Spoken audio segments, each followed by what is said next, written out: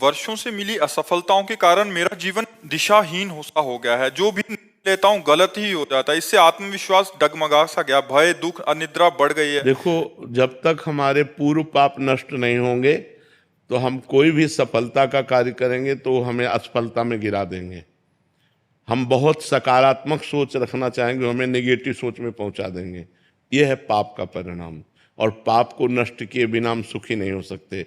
इसलिए पाप नष्ट करने के लिए और भी उपाय हैं, जैसे तीर्थ याटन है, गंगा स्नान है, और भी है। लेकिन सही सटीक पाप की जड़ का नाश कर दे नाम है।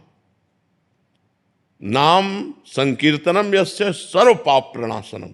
आधा घंटा नाम कीर्तन करो जोर जोर से, और चलते फिरते नाम जप करो, देखो सब पॉजिटिव हो जाएगा। आधा घंटा कोई नाम कीर्तन करो, जो नाम प्रिय हो आपको, हरे कृष्ण श्री राम जय जय, जो भी राधा राधा राधा, खूब जोर जोर से भगवान नाम कीर्तन करो और चलते फिरते नाम जप करो। फिर देख लो आप उसका परिणाम, फिर आप खुद अनुभव करें। लेकिन लंबे समय तक 2-4 दिन किया और फिर पाप कर लिया, फिर 2-4 दिन किया पाप किया, वो बात नहीं है।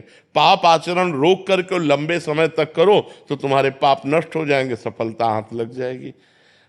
सबको सफलता क्यों नहीं प्राप्त होती, सबको सुख प्राप्त क्यों नहीं होता, लेकिन सब लोग सुख के लिए ही कार्य करते और दुख क्यों प्राप्त होता है? उसका कारण पाप है।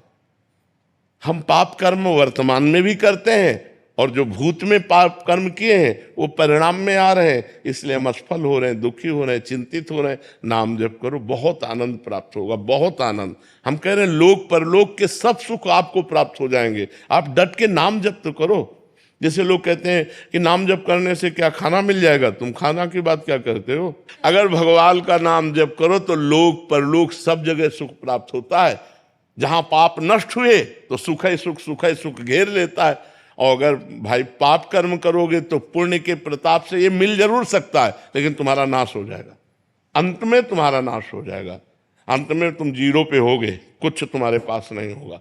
अगर नाम जप कर रहे हो, आज दुखी हो, चिंता मत करो, कल सुखी हो जाओ। हमको भोजन तक नहीं मिले 8-8 दिन, जो आज हम आपको प्रमाण दे रहे हैं कि हम गाड़ी पे चल रहे हैं, तो कल हमको भोजन नहीं मिला। सर्दी में ओढ़ने के लिए कंबल नहीं था, बोरा ओढ़ते थे, टाट समझते हो ना, जिसमें गेहूं का आटा भरा जाता है, वो बोरा ओढ़कर सर्दी पार करते थे। और आज हम तो आपको क्या बताएं, जब आप समझ लो यही है तो क्या व्यवस्था नहीं होगी? हर व्यवस्था है, राजा बाबू की तरह भगवान रख रहे हैं। तो कल जो था वो जो दुख में था, उसमें हम धर्म को नहीं त्यागा, बड़ी कठिनाई से आगे बढ़ते रहे, तो आज वो बात आ गई जो लौकिक और पारलौकिक। ये तो सांसारिक सुख है, लेकिन भागवतिक सुख हम तुम्हें बता भी नहीं सकते कि कितना भगवान हमें आनंद देते हैं। इसलिए नाम जप करो, चिंता न करो, सफलता चरण चूमेगी यदि भगवान की शरण में हो और भगवान के आश्रित हो। महाराज जी, निरंतर प्रयासों के बाद भी जब असफलता मिलती रहे तो स्वयं को मोटिवेट क्या और प्रयास करते हो? लौकिक ही प्रयास तो करते हो ना, अपने पूर्व पाप के नष्ट करने का प्रयास तो नहीं करते कि आप कोई अनुष्ठान कर रहे हैं, आप भजन कर रहे हैं, आप परोपकार कर रहे हैं, आप तीर्थयाटन कर रहे हैं पवित्र भाव से। ये तो सब कुछ है नहीं। तो पूर्व में जो पाप कर्म किया है, अब जो आप सफलता के लिए प्रयास करते हैं, वो आपको असफल कर देता है, गिरा देता है। तो आपका प्रयास कोई आध्यात्मिक है क्या? तो फिर बिना आध्यात्मिक प्रयास के आप कैसे विजय प्राप्त कर सकते हैं? जो हमने पूर्व में पाप किए हैं, गलतियां की हैं, वो हमको दुख देंगे ना। हम पढ़ लिख करके अच्छा बनना चाहते हो, हमको गिरा देंगे।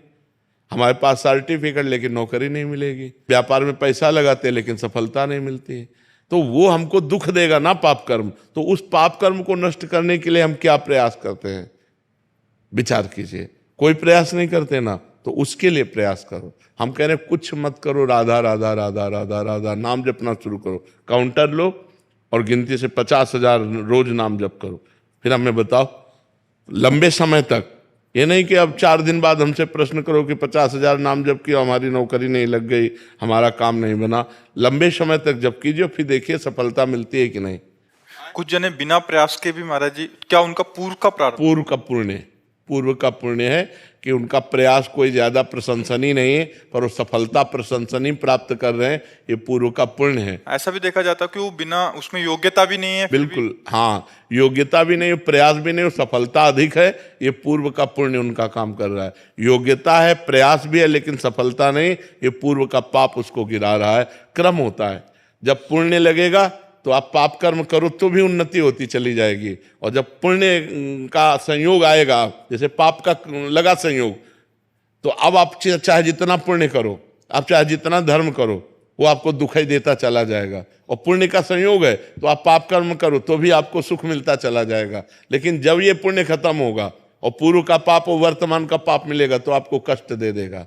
और जब उनका पाप नष्ट हो जाएगा और तो ये पुण्य और वो पुण्य पीछे का जब मिलेगा तो उनकी उन्नति हो जाएगी। ये एक क्रम है ईश्वरीय, जो ईश्वरी भागवती है जो क्रम है वो ये है। तो इसलिए नाम जप करो और अपने पापों को भस्म करके आगे बढ़ो, नाम जप करो, ठीक है।